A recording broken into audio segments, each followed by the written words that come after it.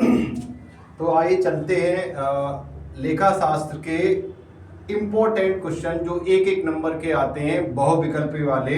तो एक लाइन में उनका हम आज आपको आंसर बताएंगे। तो welcome to MIIT commerce classes. और आज हम इस एपिसोड के माध्यम से आपको लेके आए हैं वन लाइनर क्वेश्चन जो आपको एक एक नंबर के जो बहुविकल्पी प्रश्न आते हैं 10, उसमें बहुत ही महत्वपूर्ण प्रश्न दिए जा रहे हैं आज के इस एपिसोड में। और हम बताने जा रहे हैं कुछ इंपॉर्टेंट क्वेश्चन, उनको आप पढ़ के जाइए और आपको 100% क्वेश्चन मिलेंगे। और आइए चलते हैं। सबसे पहला क्वेश्चन है, साझेदारी अधिनियम लागू हुआ कब हुआ था? 1932 में। कब लागू हुआ? 1932 में। फिर दूसरा क्वेश्चन आता, साझेदारी में साझेदारों का दायित्व होता है। कैसा होता है? असीमित। कैसा होता है? अनलिमिटेड, असीमित दायित्व। फिर आता है नेक्स्ट क्वेश्चन, साझेदारी में न्यूनतम और अधिकतम साझेदारों की संख्या होती है। कितनी होती है? न्यूनतम 2, अधिकतम 50। ठीक है। फिर आगे क्वेश्चन है, साझेदारी का महत्वपूर्ण प्रलेख माना जाता है। क्या माना जाता है? साझेदारी सल्लेख, जिसको हम बोलते हैं पार्टनरशिप डीड। क्या बोलते हैं? Partnership deed. फिर नेक्स्ट क्वेश्चन आता है, साझेदारी में लाभों का बंटवारा होता है। किसके आधार पर होता है? आपसी समझौते के आधार पर। किस आधार पर होता है? आपसी समझौते के आधार पर। साझेदारी में नए साझेदार को प्राप्त 2 अधिकार कौन कौन से हैं? पहला है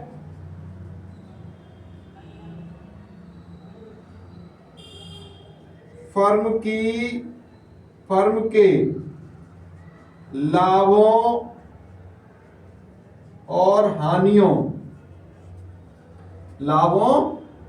और हानियों में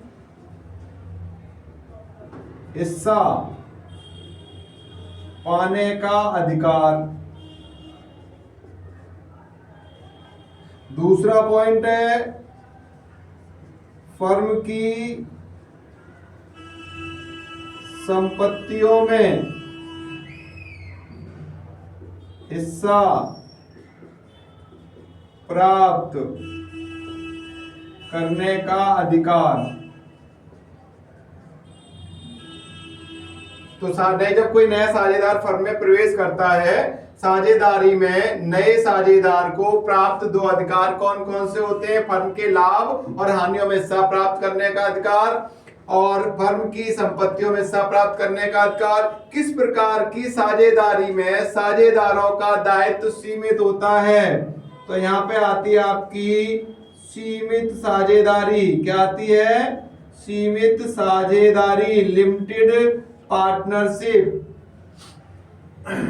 अब बात आती है आपकी पुनर्मूल्यांकन खाता है। तो कैसा है आपका? नाम मात्र खाता है। नाम मात्र खाता है। इसको हम इंग्लिश में नॉमिनल अकाउंट भी बोलते हैं। ख्याति क्या है? एक अमूर्त संपत्ति। त्याग अनुपात का सूत्र क्या होता है? पुराना अनुपात माइनस नया अनुपात।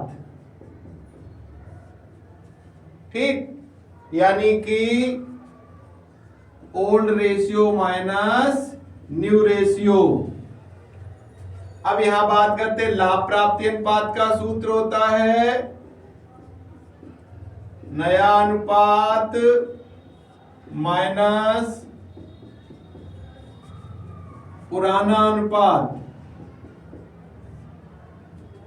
यहां new ratio minus old ratio. फिर आता है आपका लाभ प्राप्ति अनुपात की गणना की जाती है। कब की जाती है?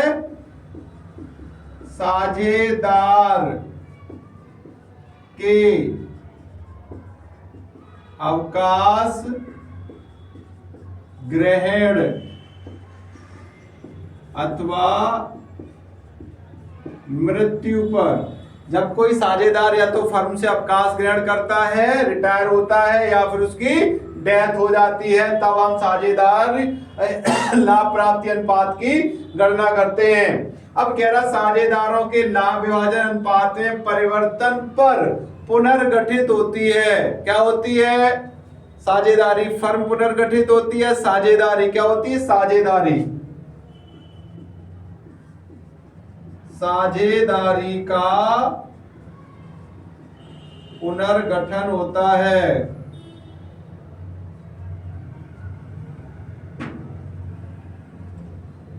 पुनर्मूल्यांकन खाता बनाया जाता है।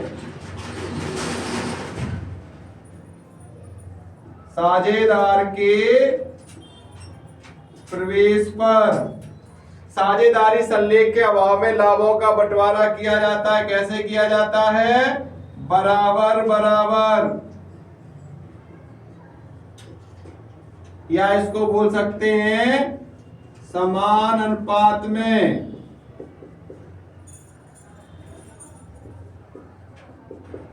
तो ये आपके टोटल क्वेश्चन हो गए 15।